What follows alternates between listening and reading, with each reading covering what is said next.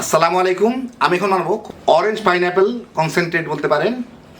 একে orange pineapple কনসেন্ট্রেটই বলে, আমরা অনেকে স্কোয়াশ বলি। কয়দিনের মধ্যে রমজান এসে যাচ্ছে, আমরা স্বাভাবিকভাবে শরবত খাবো, কেউ হয়তো রুহাবজা খাবো, কেউ হয়তো ট্যাঙ্ক খাবো, কেউ হয়তো অন্য কোনো কিছু কিনে খাবো। যেগুলোই খান অধিকাংশই তো কেমিক্যাল। এই জিনিসটা আপনারা ইচ্ছা করলে এখনই বানায় রাখতে পারেন, জিনিসপত্রের দাম কম আছে তুলনামূলকভাবে আর কি। 100 ভাগ পিওর জিনিস পাবেন এর মধ্যে। নিজেরা বানাবেন, নিজেরাই বুঝবেন কি দিচ্ছেন না দিচ্ছেন। এখন যেই কমলা অথবা আনারস যেই দামে কিনবেন, ঠিক আজ থেকে 15 দিন পরে যখন রমজান শুরু হবে সেটার দাম 2 থেকে 3 গুণ বেড়ে যাবে। তো রমজানের জন্য যারা প্রিপারেশন নিচ্ছেন এখনই এটা বানায় রেখে দেন, সময় মতো অনেক কাজে লাগবে। তো আসেন দেখি শুরু করা যাক। আমি এখানে এইরকম সাইজের 5টা আনারস কেটে টুকরা টুকরা করে নিয়েছি। নিয়ে আমি চুলায় দিয়ে ওর মধ্যে কিছু পানি দিয়ে, প্রায় ধরেন 2 কাপের মতো পানি দিব, কারণ আনারসটা একটু পরে পানি হয়ে যাবে। 3 কাপের মতো পানি দিলাম, দিয়ে এটাকে আমি জাল দিয়ে নরম করে নিব। ইচ্ছা করলে আগেও ব্লেন্ড করে নেওয়া যায়, কিন্তু আমি দেখলাম এইভাবে ব্লেন্ড করলে সবচেয়ে ভালো। জাল দিয়ে নরম করে ব্লেন্ড করলে খুব জলদি হয়ে যায় আর কি, সহজে হয়ে যায়। কারণ এমটা তো আমার পরে জাল দিতেই হবে। যাই হোক, আমি এখন এটাকে জাল দিয়ে আনারসটাকে সিদ্ধ করে নিব আর কি। এই প্রায় 25-30 মিনিটের মধ্যে আনারসগুলো সিদ্ধ হয়ে গেছে। আমি এখন চুলার জালটা বন্ধ করে দিব, দিয়ে এটাকে ঠান্ডা করে আমি মিহিন করে ব্লেন্ড করে নিব। তো আনারসগুলো আমি ব্লেন্ড করে নিলাম। এখন এইগুলাকে আমি একটা চালনি দিয়ে চেনে নিব। আমি খুব ফাইন চালনি নেই না, একটু মোটা ধাতের চালনি নিছি, যাতে আনারসগুলো একদম মানে শুধু রসটা না, দু একটু পাল্পও যাইতে পারে আর কি, মানে একটু ছাপাও যাতে যাইতে পারে, তাহলে খাইতে ভাল লাগে। তো আমি এর মধ্যে ঢেলে এটাকে চিপে চিপে রসগুলাকে বের করে নিব। সাথে যদি একটু ছাপা থাকে হালকা হালকা, খাইতে অনেক মজা লাগে জিনিসটা।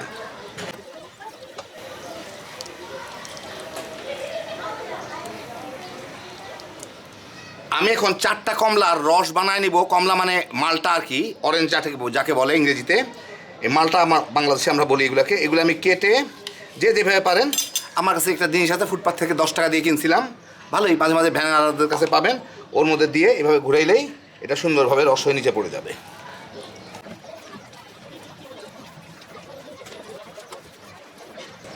দেখেন সুন্দর রস হয়ে গেল, ছোবড়াটা খালি থাকলো। আর এই পাল্প যেটুকু আছে, এই পাল্পটুকু কিন্তু আমি নিব, এটা ফেলবো না। এগুলো খাইতে মজা লাগে। কেউ যদি পছন্দ না করেন তাহলে পাল্পটা নিয়েন না, কিন্তু আমি পাল্পটা রাখবো। আর এই যে দেখেন, এটার ভিতরে একদম পিওর রসটা চলে আসে নিচে। তো আমি 4টা কমলারই রস বানায় নিব, আর কিছু পাল্প নিয়ে নিব। এইখানে আমি 1 কেজি চিনি নিয়েছি, আমার মানে 4 কাপ। আমার জুস হয়েছে 3-6 কাপ। তো অর্ধেকের বেশি চিনি দিতে হবে, সেজন্য আমি এখানে দেশি চিনি নিচ্ছি, আমাদের বাংলাদেশ সুগার মিলের লাল চিনি। লাল চিনি না, আমাদের চিনিটা এই কালারের। তো আমি এখানে 1 কেজি চিনি নিচ্ছি। এর সাথে আমি 1 কাপ পানি দিব। এখন জাল দিয়ে নিব, যা চিনিটা গলে যায়। চিনিটা ফুটে উঠলে, গলে গেলে, আমি এর মধ্যে 2 টেবিল চামচ লেবুর রস দিয়ে দিব, যাতে ক্রিস্টালাইজ হয়ে না যায়।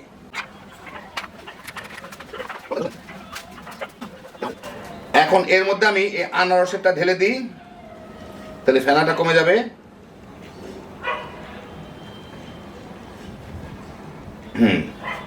ভালো মতো চেষে দিয়ে, এই যে আনারসের পাল্পটা এরকম হয়েছে। আনারসটা একটু ঘন হয়, দেখে বুঝতে পারতেছেন, একদম থকথকা ঘন। এগুলা এক একটা 3 কাপ করে হয়েছে। আনারস 3 কাপ, কমলা 3 কাপ। কমলা রসটাও দিয়ে দিব। এখন এর সাথে আমার এগুলাকে জাল দিয়ে নিতে হবে। এটা কমানোর কোনো কিছু নাই, ভালো মতো 8-10 মিনিট জাল দিলেই হয়ে যাবে। তো প্রায় 10 মিনিটের মতো জাল দিয়ে আমি চুলার জালটা এখন বন্ধ করে দিব।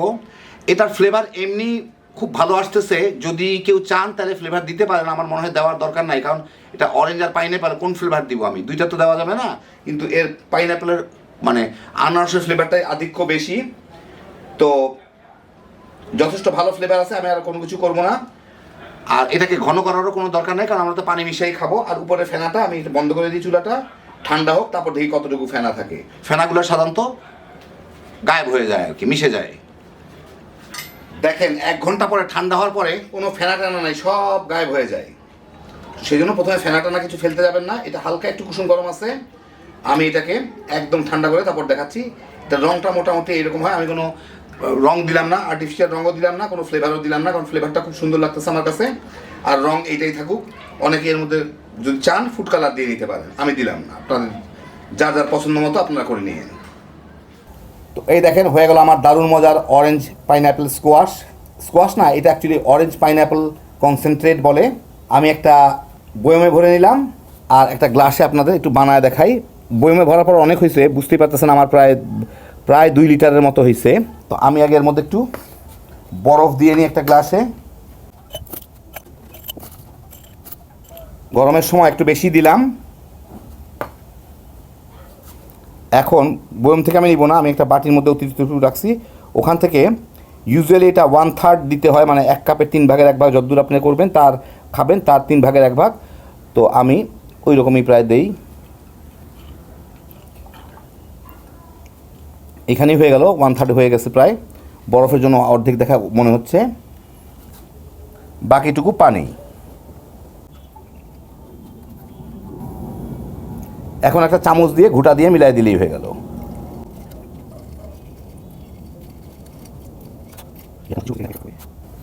আর আমার অসাধারণ সৌন্দর্য জ্ঞান দেখানোর জন্য একটু মিন্ট তো দিবই, যদিও এর সাথে মিন্টের কোনো সম্পর্ক নাই। আমার বাগানের সুন্দরী পুদিনা পাতা একটা দিয়ে দিলাম, বাস। খুব সহজ তৈরি করা। এখন অনেক কম দামেই তুলনামূলক পাওয়া যাচ্ছে আনারস। আর রমজানের আগে কমলার দামও কম, কারণ কদিনের মধ্যেই বেড়ে যাবে। যে যা পারেন বানায় রেখে দেন, কারণ বাংলাদেশ হরিলুটের জায়গা, কদিন পরেই শুরু হয়ে যাবে। আনারসও পাবেন না 100 টাকার নিচে, কমলাও পাবেন না। সময় থাকতে থাকতে বানায় রেখে দেন, রমজানের সময় অনেক কাজে লাগবে। খুবই রিফ্রেশিং জিনিসটা, এর মধ্যে কোনো ভেজাল নাই, কোনো কিছুই নাই। একদম নিশ্চিন্তে তামা করে খাওয়া ফেলাইতে পারবেন। হ্যাঁ, বিজোসের আইটেম একটা, একবার বানালেই বুঝতে পারবেন। আর এটা রাখতে গেলে নর্মাল ফ্রিজে আপনারা এমনি 20-25 দিন রাখতে পারবেন। নর্মালে রাখতে গেলে 20-25 দিন পর পর বের করে একটু গরম করে আবার ঠান্ডা করে রাখলেই হয়। আর ঝামেলা যদি না করতে চান তাহলে একবারে এটাকে ফ্রোজেন করে রেখে দেন, যখন দরকার বের করে নেবেন। সবচেয়ে ভালো হচ্ছে আইস কিউবগুলোর মধ্যে, আইস ট্রেগুলোর মধ্যে ছোটো ছোটো কিউব করে ফ্রোজেন করে রেখে দেন, বের করে একটা কন্টেনারে ভরে যখন দরকার 3-4টা কিউব একটা গ্লাসের মধ্যে দিয়ে একটু পানি ঢেলে ঘুটে মিশিয়ে নেবেন। বরফেরও প্রয়োজন হবে না, ওটা গলে গেলেই খেয়ে ফেলতে পারবেন। আর যাদের ডায়াবেটিস আছে আপনারা শুধুমাত্র জুসটা জাল দিয়ে নেন, তারপরে যখন খাবেন সাথে পছন্দের সুইটনারটা মিলাই নেবেন, তাইলেই হবে। আল্লাহ আপনাদের সবাইকে ভালো রাখুন, সুস্থ রাখুন, নিরাপদে রাখুন। ইনশাল্লাহ বেঁচে থাকলে আবার দেখা হবে। আল্লাহ হাফিজ।